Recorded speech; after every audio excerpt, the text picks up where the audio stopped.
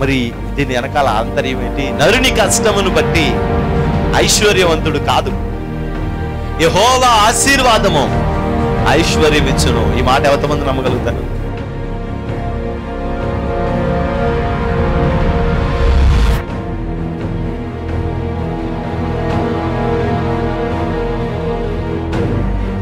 ఆ రక్షణను మనం చూడాలి, అనేక ఆత్మల రక్షణను మనం చూడాలి. దేవుని యొక్క మందిరంలో దేవుడు చేసే అద్భుత కార్యాలన్నిటినీ మన కన్నులారా మనం చూడాలి. నేడు ఈ ఇంటికి రక్షణ వచ్చింది. ఎప్పుడో మన దోషములను మనం విడిచిపెట్టుకున్నాం.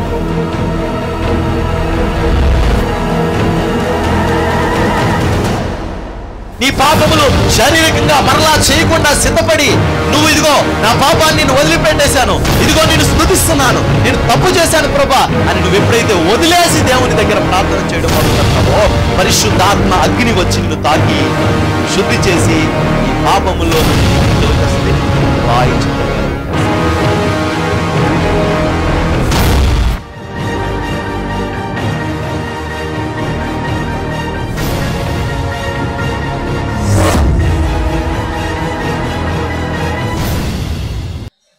ఈడక్కడ కూర్చుండబట్టే కదా ఈ పరిస్థితి అంతా వచ్చింది. అసలు అక్కడ కూర్చోలేదు అనుకోండి, ఆ బాధ లేదు కదా. అప్పుడు వెంటనే ఆ ముక్కలన్నీ తీసుకుని వెంటనే ఇలా ఇలా ఇలా ఇలా ఇలా ఆడి యొక్క ప్రాక్టీస్ అంతా చూపించేస్తున్నాడు. అంటే వీళ్ళందరికీ నా టాలెంట్ ఏంటో చూపించాలి. ఓ కలిపేశాడు.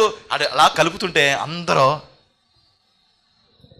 ఎంత బాగా కలిపేవరా, మరి ఈ మొక్కల్లో మొక్క పక్కన మొక్క ఉంటే తీయండ్రా ఎవడైనా చూస్తాను. ఇక్కడికి వచ్చేసింది దెయ్యం. హళ్ళోకి ఇంత ముందు దాకా ఉన్న ఆ సరళత, ఆ సౌమ్యం లేదు. ఇందులోంచి ఎవరైనా కలిపి ఎవరు తీయండ్రా, మొక్క పక్కన మొక్క కనుకుంటే తీయండ్రా చూస్తాను నేను అంటున్నాడు. వచ్చింది దెయ్యం. మెల్లగా దెయ్యం ఏం చేస్తుంది? మెల్లగా ఆవరింతుంది. ఒక్కొక్కటి కొంచెం కొంచెం కొంచెం కొంచెం కొంచెం కొంచెం. అందుకే కీర్తనలు గ్రంథం ఏంటంటే వాళ్ళ దగ్గర కూర్చోకండి అంటాడు. వాళ్ళ దగ్గర ఏం చేయకండి, వాళ్ళ దగ్గర కూర్చోకండి రా బాబు. ఒక బుద్ధిహీనుడి దగ్గర కూర్చోకండి, ఓ త్రాబోతుడి దగ్గర కూర్చోకండి, ఆత్మ సంబంధమైన అనుభవాలు లేనోడి దగ్గర కూర్చోకండి. ఆత్మ సంబంధమైన అనుభవాలు లేనోడు ఉన్నాడు అనుకోండి, వాళ్ళ దగ్గర కూర్చోకండి. యేసుక్రీస్తుని దేవుడు కాదు అని రూఢిగా నమ్మేవాడి దగ్గర కూర్చోకండి. అలా కూర్చున్నారు అంటే మీరు పెద్ద ప్రమాదాన్ని మీరు తెచ్చుకొని పెట్టుకున్నట్లే. వీడు వెనకాల కూర్చుని వెనకాల నుంచి అలా చూస్తున్నాడు. ఈ ముక్కరా వెనకాల ఏముంది, అది అలా అలా కాదు, ఇలా ఇలా ఇలా అన్నాడు. అప్పుడు వెంటనే అతను అంటున్నాడు ఏమనంటే, ఒరే నువ్వు కూడా ఒక ఆట ఆడచ్చు కదరా, నువ్వు కూడా ఒక ఆట ఆడి చూపించచ్చు కదా అన్నాడు. నేను ఆడిపడం అయితే అసలు ఇప్పుడు దాకా ఎందుకు అవుతాను, ఎప్పుడో ఆడేద్దును. నేను ఆడకూడదు అనుకున్నాను కాబట్టి ఆడలేదు, నేను ఆడకూడదు అనుకున్నాను కాబట్టి ఆడలేదు. కానీ ఆడాలని కనుక నాకు ఇప్పటికే మనసు వచ్చుంటే ఈ పాటికి అంతా అయిపోయేది, అంతం జలప్రళయం వచ్చేది. వీడి మాటలో ఒక హైప్ సృష్టించేస్తున్నాడు. వెంటనే కాసేపటికి జరిగిన సందర్భం చెప్తున్నారు అక్కడ వాళ్ళు అందరూ నాకు. వీడు మళ్ళీ ప్యాకెట్ ఎందుకు ఆడుతున్నాడంటే, అప్పుడు ఈ ఆట మళ్ళీ పోతే అప్పుడు ఈడు అన్నాడంట, ఒరే నా కోసం ఆడరా ఒక్క ఆట అన్నాడంట. ఒరే నేను ప్యాక్ ఇంకా ఆనరా, నువ్వు నా కోసం ఈరోజు ఆడితే నువ్వు నిజంగా నా స్నేహితుడివి, లేదా కాదు నువ్వు నా కోసం ఆడాలరా. సరే వేయండి, వీడి కోసం ఆడతానని చెప్పి ఆడాడంట. ఆట పోయిందంట. వెంటనే వీడికి ఫ్రెస్ట్. మిగతా వాళ్ళు అందరూ అంటున్నారు ఏమని, ఒరే పెద్ద వీరుడు అన్నావు కదరా, నువ్వు కత్తి తిప్పితే ఎవడో ఎదురు రాడన్నావు కదరా, ఏంట్రా అయ్యోవే కబుర్లు. ప్యాకాట్లో మాటలు పనిచేయవురా, నీకు అంత విషయం ఉండాలి అంటే. వీడి కోపం వచ్చి ఆడేయడం మొదలుపెట్టాడు. వీడి ఉద్దేశం ఏంటి, 10 ఆటలు వరుసగా కొట్టేసి వీళ్ళందరినీ మొత్తం స్నానం చేయించేద్దాం అనుకున్నాడు. వీడికి 10 ఆటలు వరుసగా పోయినాయి. వీడికి అక్కడి నుంచి ఫ్రెస్టేజీ, నన్ను నేను నిరూపించుకోవాలి. కొంతమంది ఏమనుకుంటారు తెలుసా, నన్ను నేను నిరూపించుకోవాలి. ఎప్పుడు అనుకోకండి, బండి మీద వెళ్తున్నప్పుడు ఎవరు ఆడమ్మాయిలు ఇప్పుడు బాగా ఏమండి పైచ్యం పట్టేసి మగోళ్ళు బండిని దాటేసుకుని వెళ్ళిపోతూ ఉంటారు. అప్పుడు మీరేమనుకోవాలంటే కొంచెం పిచ్చి ఉందేమో పాపం అనుకోవాలి ఫస్ట్. లేదనుకోండి పాపం ఏ బాత్రూమ్కి వెళ్ళాలేమో అనుకోవాలి మీరు. అంతే తప్ప మీరు వాళ్ళ వెనకాల రోమంట వెళ్ళిపోయి వాళ్ళని దాటించేద్దామన్న దరిద్రపు ఆలోచన మాత్రం మీకు రానివ్వకండి. వాళ్ళకి ఏదో ప్రాబ్లం ఉంది. ఎవరైనా కుర్రగాడు బండి వేసుకుని అలా రయ్యోమంట వెళ్ళిపోతున్నాడు, ఇంకోటికి మోషన్స్ ఏమో ఆడు కంగారు పడి వెళ్ళిపోతున్నాడు. అంతేగాని మనం తొందరపడి మనం ఆడి వెనకాల పరిగెట్టామనుకో మనకి ప్రమాదం అన్నట్టుగా మనం ప్రవర్తించాలి తప్ప అది చాలా తీసి పడేయాలి. అంతేగాని మనల్ని మనం నిరూపించుకుందాం, మన బండి ఏంటో మనం చూపిద్దాం, మన స్ప్లెండర్నే తక్కువగా లెక్కేస్తారా, మన బుల్లెట్నే తక్కువగా లెక్కేస్తారా అనుకున్నారనుకో మీరు ప్రమాదంలో పడినట్టే, దెయ్యాల దగ్గరికి మీరు సహవాసం చేసినట్టే. కాబట్టి వీడు నిరూపించుకుందామని మళ్ళీ పేకాట మొదలుపెట్టాడు. వాడి దగ్గరికి ఏమొచ్చింది? దెయ్యం వచ్చింది. అక్కడ కూర్చోకూడదు. ఎక్కడ? ఆ అపహాస్యకులు అనే వాడిన వాళ్ళు ఉన్నారే వాళ్ళ దగ్గర ఏం చేయకండి. ఆత్మీయత లేని వాళ్ళు ఉంటారు చూసారా, సగం భక్తి అని కూడా అనకూడదు మనం. భక్తి అని ముసుకేసుకున్న వాళ్ళు ఉంటారు సార్, వాళ్ళ దగ్గర కూర్చోకూడదు. పరిశుద్ధాత్మను గురించి అపహాస్యం చేస్తూ ఉంటారు, నవ్వుతూ ఉంటారు సార్, వాళ్ళ దగ్గర కూర్చోకూడదు. మనం కూడా అవునా అని మొన్న ఎవరు అంటున్నారు ఏమనంటే అసలు బొట్టు పెట్టుకోమని బైబిల్లో లేదంటే కదా, బొట్టు తీసేయమని బైబిల్లో లేదంటే కదా, బొట్టు తీసేయమని బైబిల్లో లేదు. సిగరెట్ కాల్చొద్దని కూడా బైబిల్లో లేదు. సిగరెట్ కాల్చొచ్చు అలాగైతే. అదే ఇంకా చాలా ఉన్నాయి. అవి నిన్ను నోటి చెప్పకూడదని అన్నీ రాయరు. దానికి సంబంధించిన పర్యాయ పదాలు రాస్తారు. పలానా పదాన్ని ఉటంకించి రాయరు, దానికి సంబంధించిన పర్యాయ పదాలు రాస్తారు. దాన్ని బట్టి ఆ విషయాన్ని మనం అర్థం చేసుకోవాలి. అర్థం చేసుకుంటున్నారు కదా మీరు అన్ని విషయాలు? నేను ఇలా చూపించి అన్నాను అనుకోండి, ఏంటి అర్థం? నేను ఇలా అంటే అర్థం ఏంటి? అర్థం చేసుకుంటున్నారు కదా. అసలు చెప్పలేదు కదా నేను తగ్గించనంటే, నోటితో చెప్పలేదు కదా తగ్గించనంటే నీకు అర్థమవుతుంది కదా నా లాంగ్వేజ్. అలాగే నా భావన నీకు అర్థమవుతుంది కదా, నేను చెప్తున్న ఆలోచన ఏంటో నీకు అర్థమవుతుంది కదా. అర్థమైనప్పుడు దాన్ని అర్థం చేసుకోవడమే తప్ప కొన్ని విషయాలు పలానాది ఇలా రాయలేదు, పలానా అలా రాయలేదు అనే వాళ్ళ దగ్గర మనం ఏం చేయకూడదు, కూర్చోకూడదు, వాళ్ళతో సహవాసం చేయకూడదు. పాడైనట్టే.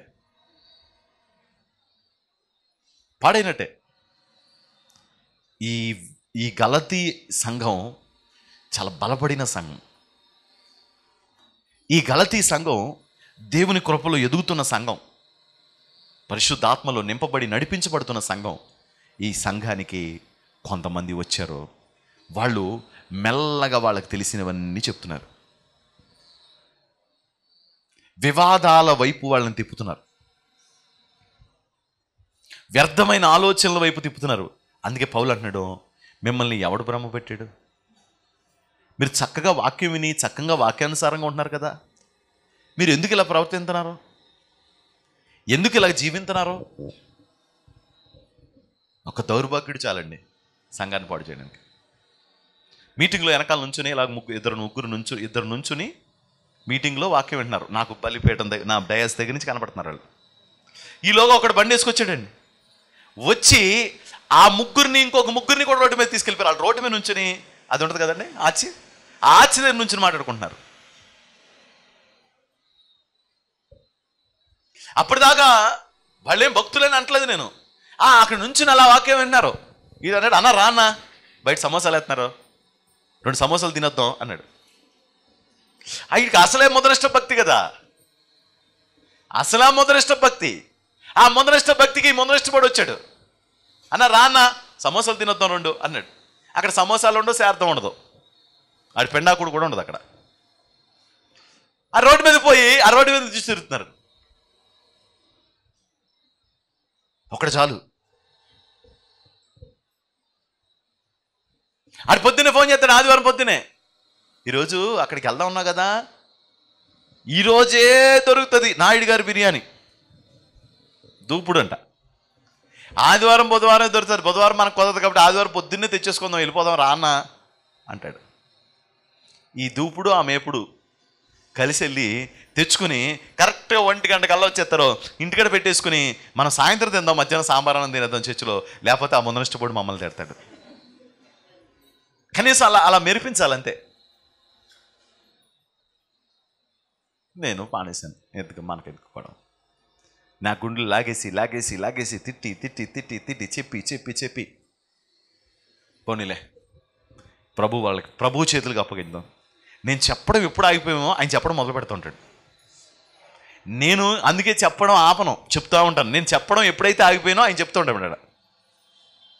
నేనేమో నోటితో చెప్తాను, ఆయనేమో ఎలా చెప్పాలో అలాగే చెప్తాడు. అందుకే నా మనసు నేను చెప్తా ఉంటాను. దౌర్భాగ్యమైన మనస్తత్వం చెప్తా ఉంటాను అనమాట. పరిశుద్ధాత్మ దేవుడు లోపల నుంచి జరగబోయే చెప్తుంటే అమ్మో అని చెప్పి చెప్తా ఉంటాను.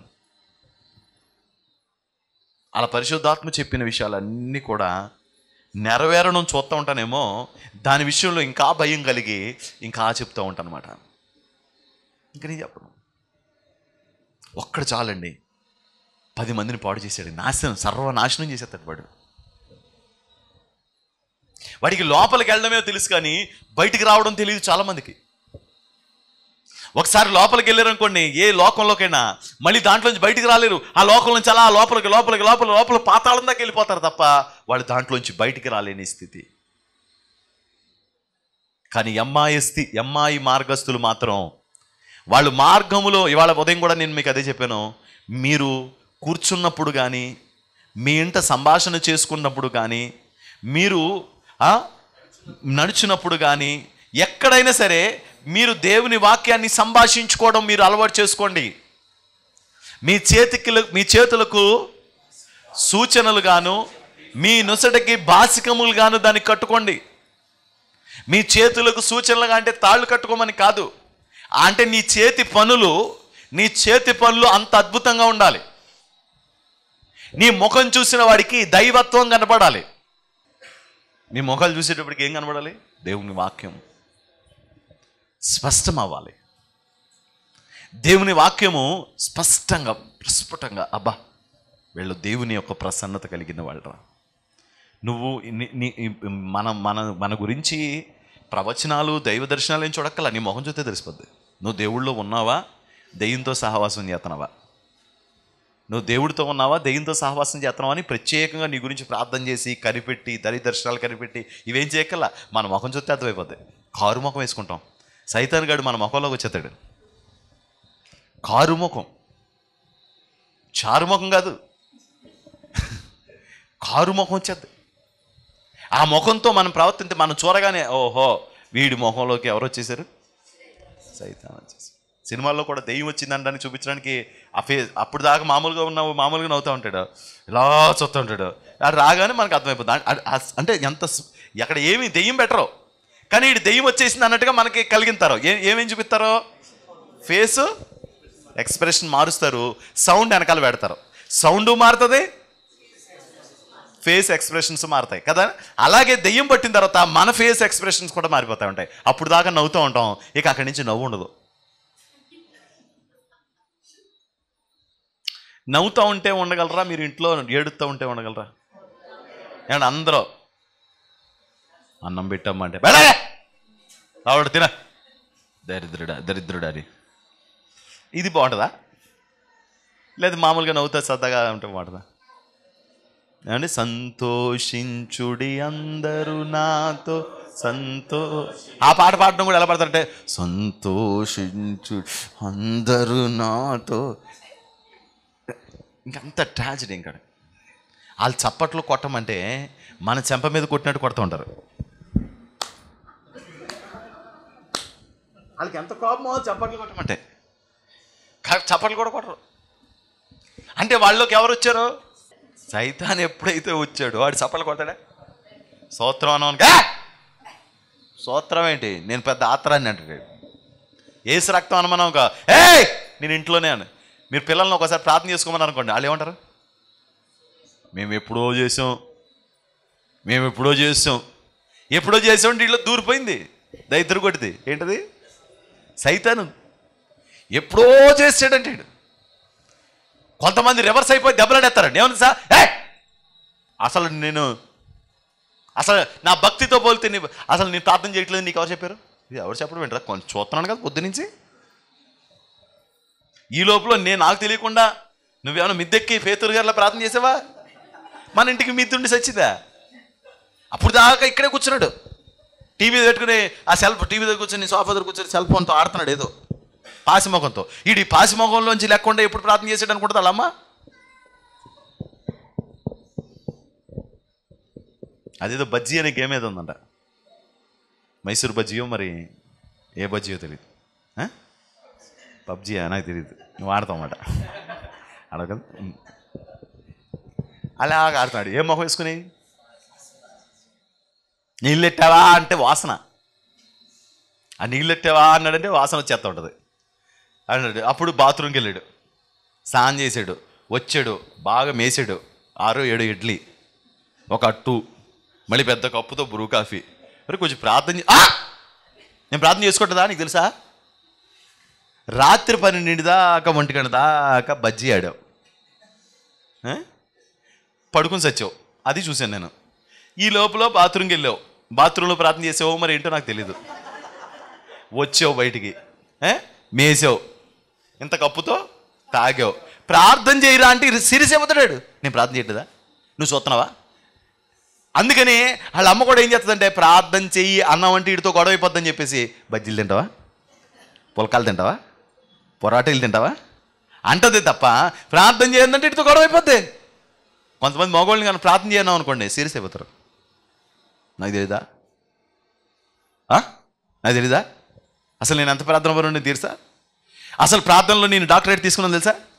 మొన్న రాత్రి యేసుప్రభు వచ్చి నాతో ఏం చెప్పాడు తెలుసా? ఏం చెప్తాడు నీతో యేసుప్రభు? నీతో ఏం చెప్తాడు యేసుప్రభు? చెప్పడానికి ఏముంది నీ దగ్గర? నీతో కనుక యేసుప్రభు కనుక నిజంగా కనుక ఏదైనా చెప్పాడు అనుకో, నువ్వు చెప్పాలని కోరుకోకు. యేసుప్రభు చెప్పాడు అనుకోండి, నీ చెవులు గింగిరలు ఎత్తిపోతాయి.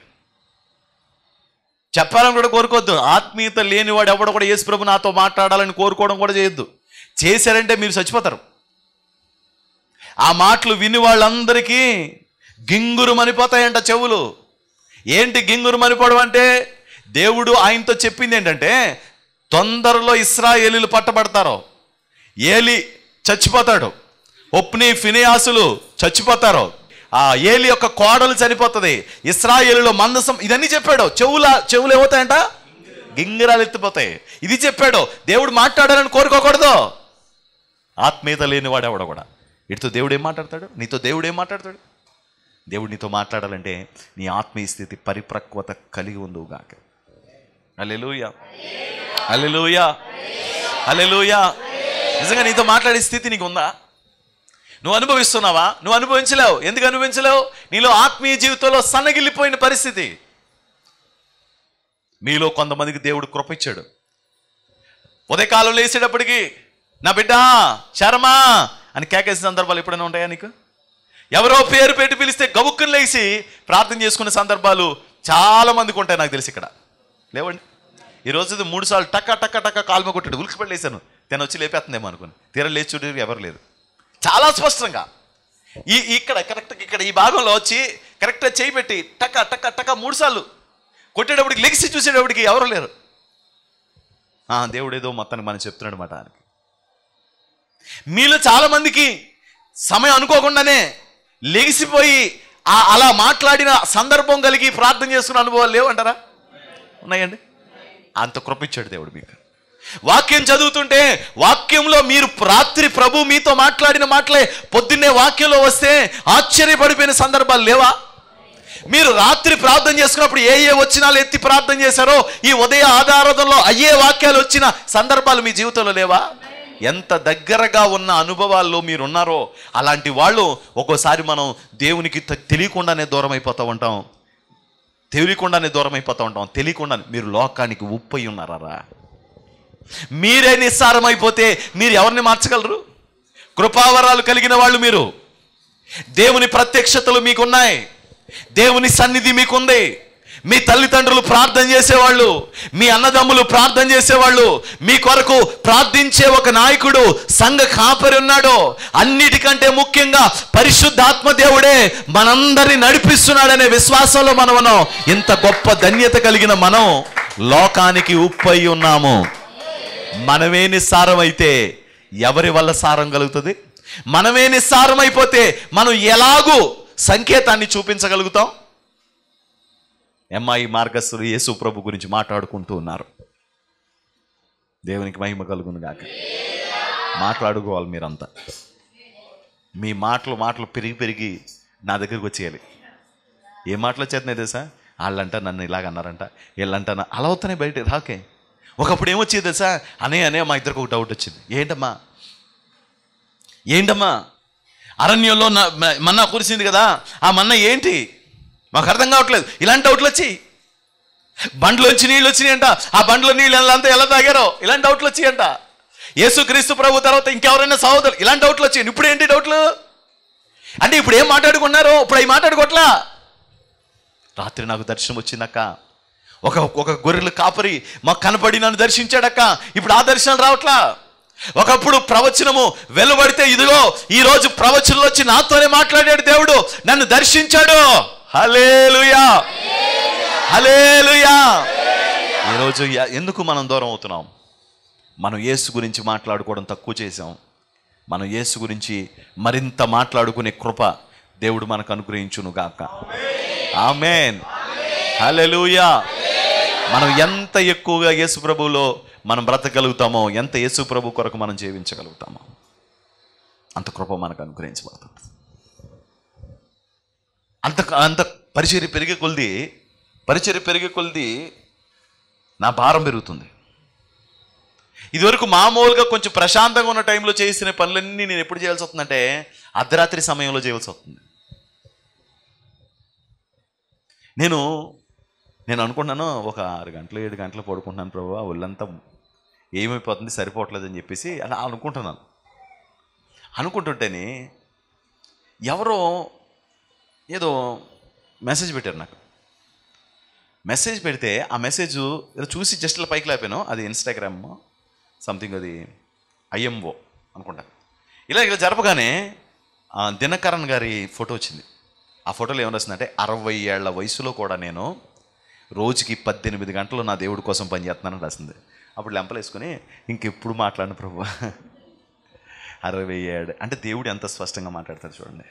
నేను మొన్న రాత్రి అనుకుంటాను అనమాట, నిద్ర సరిపోవట్లేదు, పని ఎక్కువైపోతుంది. అలాగని ఆగుతుంటే ఈ పని అవట్లే. మా జాను మ్యాగజైన్ కోసం నువ్వు నన్ను అడగట్లేదు అన్నానండి. అసలు ఆపట్లేదు. నేను ఎక్కడున్నా సరే ఫోన్ చేసి అన్నయ్య వస్తావా, మ్యాగజైన్ చెప్తావా, అది నాకేమో కుదరట్లా, వెళ్ళే ఖాళీ ఉంట్లా, చెప్పే పరిస్థితి ఉంట్లా. జాను ఏదో టైంలో నేను నీకు రికార్డింగ్ చేసి పంపిస్తాను జాను అంటే మళ్ళీ ఫోన్ చేసి పాస్టర్ గారు రికార్డింగ్ చేశారా, చేయలేదు జాను, ఇవాళ చేస్తాను. మళ్ళీ ఒక గంట పోయిన తర్వాత సాయంత్రం ఫోన్ చేశా, పాస్టర్ గారు. అందరినీ నేను తరిమితే మొత్తానికి నన్ను ఏదో కర్ర పెట్టుకుని తరుగుతున్నట్టుగా తర్వాలి నామంలో. అప్పుడు నేను మొత్తానికి 1 గంట నుంచి కూర్చుని మొత్తానికి 2-2:30 దాకా మొత్తానికి దానికోసం ఆ మ్యాగజైన్ కోసం మొత్తం సిద్ధపరచుకుని నా సెల్ ఫోన్ దగ్గర పెట్టుకుని లైట్ కట్టుకుని రెఫరెన్స్ లైన్ రాసుకొని మెల్లగా వాకింగ్ చెప్పడం మొదలుపెట్టాను. రికార్డింగ్ చేసి మొదటి 2 పెట్టిన తర్వాత 3 పంపలేదు ఏంటండి, పంపుతాను ఆయన 3 పంపుతాను కంగారు పడి. నేను అనుకుంటున్నాను అనమాట, ఏమనంటే ఇన్ని గంటలు పని చేయవలసి వస్తుంది, ఎక్కువ గంటలు పని చేయవలసి వస్తుంది, బాడీ సహకరించట్లేదు, స్ట్రెంత్ సరిపోవట్లేదు అనుకుంటుంటే ఏదో మెసేజ్ వాళ్ళు ఏదో పెట్టారు. వాళ్ళు పెట్టింది అది కాదు, వాళ్ళు ఏదో పెట్టారో నేను డైరెక్ట్ దాంట్లోకి వెళ్ళిపోయింది. నేను జస్ట్ ఇలా అన్నాను అంతే. అనగానే వెంటనే నెక్స్ట్ ఫోటో ఏంటంటే 67 ఏళ్ల వయసులో కూడా నేను 18 గంటలు దేవుని కోసం పనిచేస్తున్నాను అంటున్నారు దినకరన్ గారు. ఆయన వెళ్ళిపోయారు ప్రభు రాజ్యానికి. ఆయన ఉన్న కాలంలో చెప్పిన మాట అంటే దేవుని కోసం మనం ఎంత చేసినా తక్కువే. మనం దేవుని కోసం ఎంత చేసినా అది తక్కువే. ఆయన కోసం చెయ్యాలి, ఇంకా చెయ్యాలి. స్తోత్రం. ఒకవేళ మనం అనుకోని రీతిగా దేవుని రాకడ వచ్చింది అనుకోండి, దేవుని రాకడ వచ్చేసింది అనుకోండి, దేవుని రాకని పక్కన పెడదాం కాసేపు. మన పోకడ అన్న గ్యారంటీ ఉందా? ఏదైనా జరిగింది అనుకోండి, మనం చేయాల్సిన పని మిగిలిపోయింది అనుకోండి, బలా నమ్మకమైన మంచి దాసుడు అంటాడమ్మా, అంటాడని. కానీ వెళ్ళేటప్పటికి బలా నమ్మకమైన మంచి దాసుడా నా దగ్గరికి రా. ఏంటంటే తర్వాత వచ్చి చేసి పనే చెప్పండి మీరు. తర్వాత మళ్ళీ భూమి మీదకి వచ్చి ప్రభా నాకు ఒక అవకాశం ఇవి, నాకు ఒక అవకాశం ఇవి, ఒక 6 నెలల్లో మొత్తం అన్ని పనులు పూర్తి చేస్తాను ప్రభా అని అనుకునే సమయమా చెప్పండి? మళ్ళీ ఒక్కసారి వెళ్ళడమే తప్ప మళ్ళీ వచ్చే పరిస్థితి ఎవరికీ లేదు. మనకు ఉన్న సమయంలోనే ఏమో మన సమయాలు, మన కాలాలు మన చేతుల్లో లేవు. నా దినములు లెక్కించుట నాకు నేర్పు అయ్యా, నా దినాలు లెక్కించుకోవడం నాకు నేర్పయ్యా. అయ్యా, నా దినాల్ని ఎంత జాగ్రత్తగా చూసుకోవాలో, ఎంత లెక్కగా చూసుకోవాలో. మనం డబ్బులు చూసుకుంటాం కదండి లెక్కగా, ఈ డబ్బులు ఇది, ఈ డబ్బులు ఇదని. అలాగా మనం దేవుని కోసం చేసే విషయంలో దేవుని కోసం నేను ఏమైనా చేయగలనా ప్రభా, నేను నీ కోసం ఏమైనా చేయగలనా, నాకు అవకాశం ఇవ్వు ప్రభా, నేను నీ కోసం చేసే అవకాశం నాకు ఇవ్వు ప్రభా, నేను నీ కోసం చేసే కృప ఇవ్వు ప్రభా అని దేవుని సన్నిధిలో మనం ప్రార్థన చేసుకునే ఆ మంట మనకు రావాలి. ఏం మాట్లాడుకుంటున్నారంటే వాళ్ళిద్దరు? యేసు గురించి మాట్లాడుకుంటున్నారంట. యేసు గురించి ఎప్పుడైతే మాట్లాడుకుంటున్నారో ఎవరు వచ్చారంట? ఇప్పుడు మీకు తెలుసా, నేను యేసు గురించి మాట్లాడుతున్నాను కదా, ఇప్పుడు మన మధ్యలోకి యేసు వచ్చాడు. దేవునికి స్తోత్రం. ఇదివరకు యేసు అంటే చాలు నేను అటు ఇటు చూసుకుంటూ ఉండేవాడిని. అంటే మా మారు మనసు పొందిన తొలి దినాల్లో నాకేం తెలీదు, నాకు వాళ్ళు చెప్పింది తప్ప ఇంకేమీ తెలియదు. కాబట్టి అదే నాకు కృప అనుకుంటాను. నేను వాళ్ళు చెప్పిందే అంతే. నేను యేసు ప్రభు మన మధ్యలో ఉన్నాడంటే నేను మెల్లగా ఏదో కనపడిపోతాడేమో అలా చూసుకుంటూ ఉండేవాడిని. తెలియదు కదా ఎంత ఉండేవాడిని అంటే, ఒక 19 సంవత్సరాలు 20 సంవత్సరాలు ఉండే ఇలా చూసుకుంటూ ఉండేవాడిని. ఒకవేళ ఉన్నాడేమో ఇక్కడ అని, ఎక్కడ ఉన్నాడేమో అని. అంతే అండి. ఆలాపనగా ఏదైనా జరిగిందనుకోండి, ఇంకా ప్రాణం పరవశించిపోయేది. యేసునైనా నువ్వు మా మధ్యలో ఉన్నావా తండ్రి. నేను అలా అంటుంటే పక్కన ఉన్నవాడికి ఆత్మ వచ్చేసేది, ఆ పక్కన ఉన్నవాడికి భాష వచ్చేసి ఒక మంటలో ఉండేవాళ్ళం. ఒక మంట నమ్మితే ఉంటుంది మంట. అవిశ్వాసం ఉన్న చోట మంట ఉండదు. నమ్మకాల మధ్యలో, విశ్వాసాల మధ్యలో మంట ఉంటుంది కదండి. మనం నమ్మితే ఎప్పుడైతే ఉంటుందో మన హృదయం మండిపోతూ ఉంటుంది. ఇక్కడ పరిశుద్ధాత్మ దేవుడు ఉన్నాడు అనుకునేటప్పటికి మన హృదయంలో మంట మొదలవుతూ ఉంటుంది. మాట్లాడుకోవడం మొదలు పెట్టారంట. పరిశుద్ధాత్మ దేవుడు యేసయ్య వెనక్కి వచ్చి నిలబడ్డాడంట. ఎవరా ఏయ్ అంటాడు. ఏంటయ్యా, ఎవరి గురించి మాట్లాడుకుంటున్నారు మీరు? యేసుప్రభు మీద కోపడ్డారంట వాళ్ళు. ఎమ్మాయి మార్గస్తులు శిష్యులు యేసుప్రభు మీద కోపడ్డారంట. ఈ విషయం నీకు తెలీదా? యెరూషలేము అంతా కూడా ఎంత పెద్ద సందర్భం జరిగింది, మీకు ఆ మాత్రం తెలీదా అని చెప్పి యేసుప్రభు మీద